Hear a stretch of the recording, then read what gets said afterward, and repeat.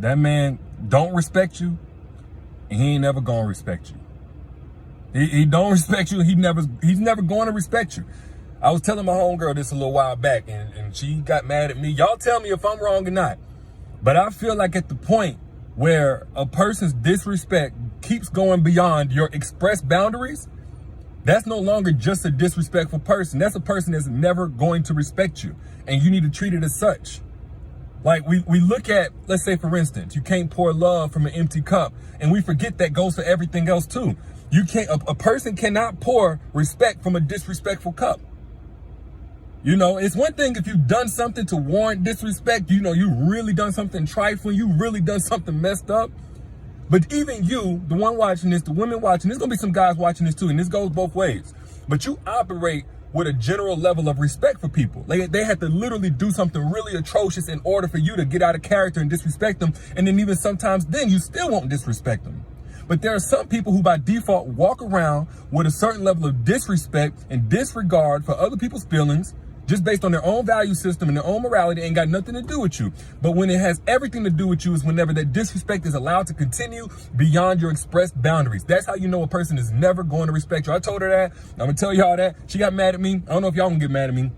But I also want to talk about who this happens to the most and why it happens to them. Especially y'all women, because I see this with y'all a whole lot more than even my fellas out there, even though it does happen. But first, let me make sure you guys can hear and see me clearly. A quick 5-10 second mic check. If you can hear and you can see me clearly, put your city and state down here in the comments. If you can hear and you can see me clearly right now, put your city, put your state down in the comments. Or give me a thumbs up or a heart. You know, click the little like, whatever, something. Give me something. Let me know we good to go. A couple of seconds. And now I know we got a green light. All right, I see him coming in. So, like I said, I told her, look, once the disrespect continued beyond your expressed boundaries, you already should have known. But ultimately what it came down to is not just his character. Yes, there are disrespectful people out here. No, that has nothing to do with you when a person wants to be disrespectful. But at the point where you treat a man's kept promises and his unkept promises the exact same, now it's on you. Now the disrespect is on you. Because you can't go around saying with your mouth, the man got to earn you. You know, he got to show up for you every single day. He got to keep pursuing you. He got to keep dating you. He's got to treat you right every single day. He's got to earn you essentially, but you keep paying him access to you that he hasn't earned. It's not just a matter of morality or ethics. It's literally illogical. Like none of us get paid for a job we don't do. You know, maybe a couple of days. It's not literal to the, you know, mistake or the whatever, the mishap. But I'm talking about if you were to not go to work for weeks or months or years, in some instances out here, would you still get paid to do that job? Let me know down in the comments. No, you wouldn't get paid. So whenever you say in a relationship, you got to be earned, but then you continue giving him the same access that he hasn't earned, you keep showing up his emotional needs and he hasn't earned that. You keep making him a priority when he's only making you an option. What are you teaching him? That it's okay to play with you. Now, whenever I told my homegirl that, she fed me the same thing I know she got from that brother. Oh, that's tit for tat.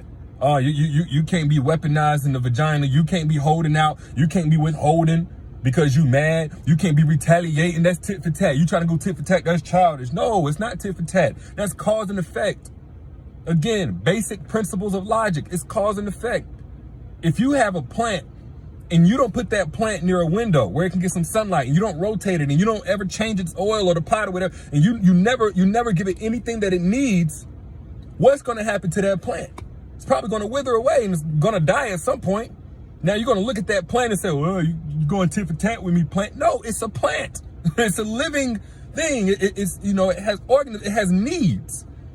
If you wanted something that ain't had no needs and couldn't suffer any impact from your action or inaction, you should have got you a rock. But a woman ain't a rock. She's more like a plant. Like, you know, and she'll produce beautiful flowers and maybe even some produce or something, depending on what kind of plant you got. If you do what you're supposed to do in watering that plant and giving it nutrients.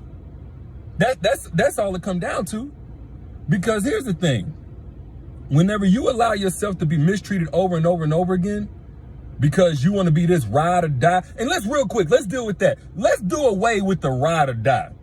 Like, because we don't even have a male version of that. Instead of ride or die, let's get rid of that. Be a I'ma stay where I'm appreciated type of woman.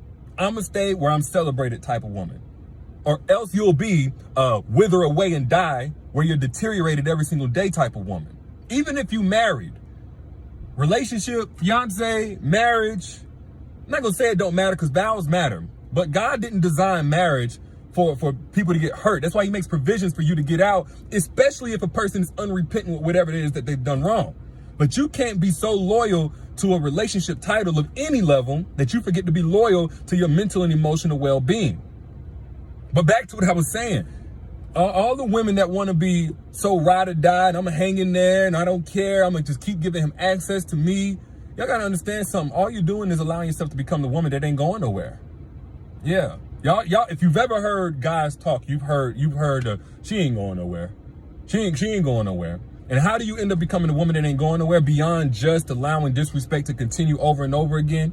You know, you let a guy know you hate dating so bad, or you date from a place of a wound or a void where he's to fill that void, and really it was supposed to be filled by your father. You end up becoming a woman that ain't going nowhere.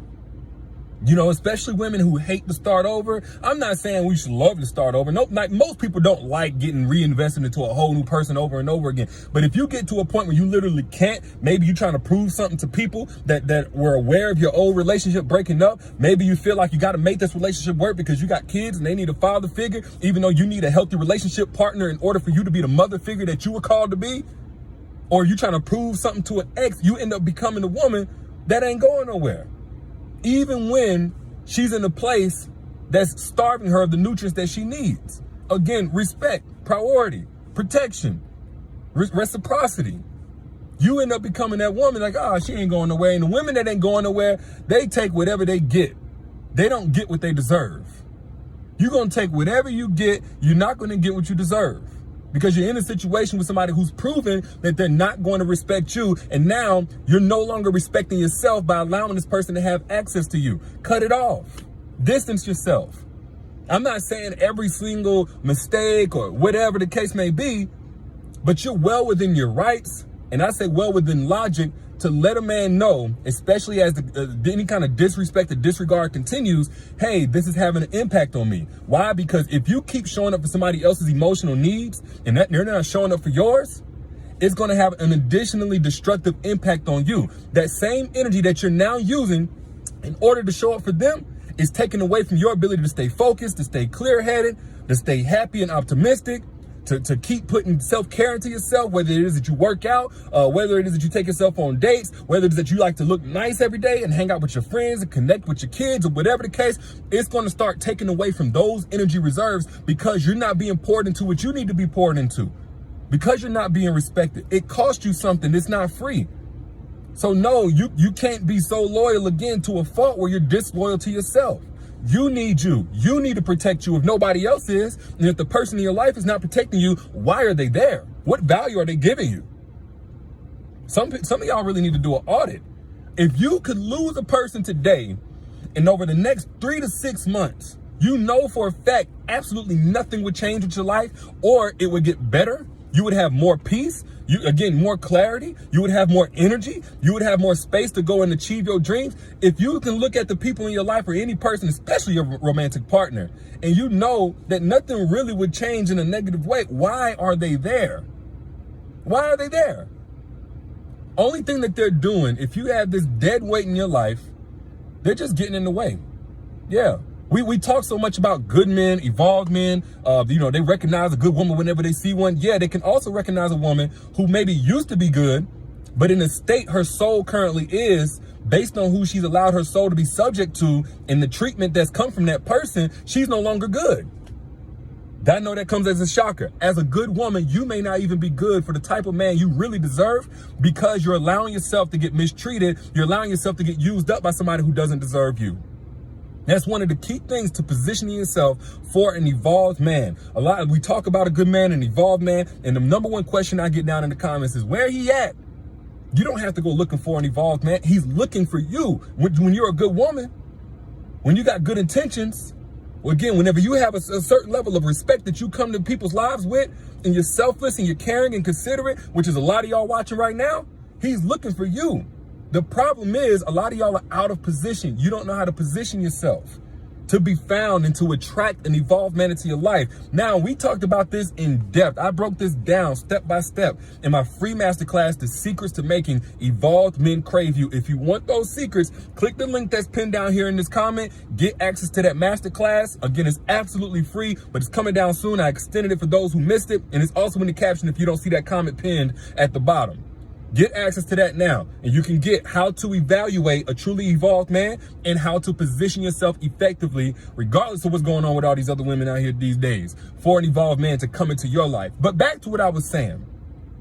If you're in a situation where you have communicated clearly to a man what it is you need, or what it is you're not comfortable with, what it is that he's doing, you've given him some time, you've given him some grace, you've given him multiple chances, and that disrespect is continuing, let me tell you something. It's not staying stagnant. It's getting worse.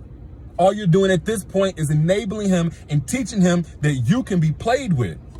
You can be played with. And I'm not saying go get revenge or anything like that. But all you got to do is, one, forgive, because you want to keep your heart right. That's what forgiveness is for, is keeping your heart right, clearing your conscience, clearing your slate, and then cut off access. That's how you teach a man that you ain't the one to play with. You move him out the way so you can make room for the one who's going to love you, not the one who's going to continue to disrespect you. But those are just my thoughts.